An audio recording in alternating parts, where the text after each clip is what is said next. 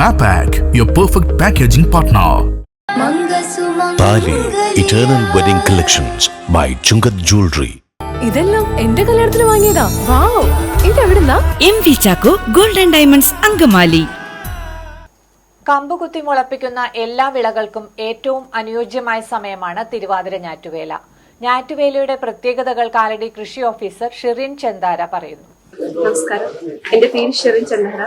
ഞാൻ കാലടി കൃഷി ഓഫീസറാണ്. നമുക്ക് ഇന്നത്തെ ദിവസം ഞാറ്റുവേലയാണ്.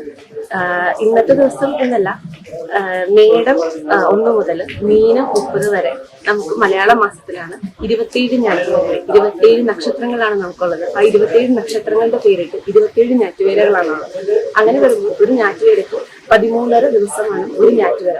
ഒരു സൂര്യന് കറങ്ങി 365 ദിവസത്തെ 27 ഞാറ്റുവേലകളായിട്ട് തിരിക്കുമ്പോൾ 13.5 ദിവസങ്ങളാണ് ഒരു ഞാറ്റുവേല.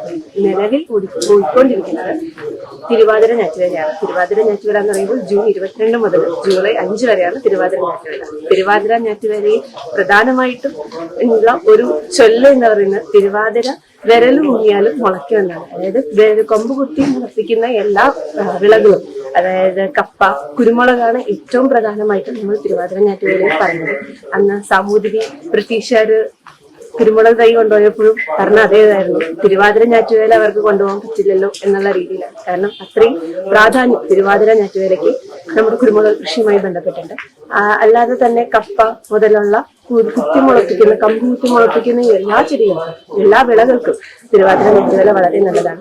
ആയതിനാലാണ് നമ്മൾ തിരുവാതിര ഞാറ്റുവേല ഇപ്പോൾ നടത്തിക്കൊണ്ടിരിക്കുന്നത്.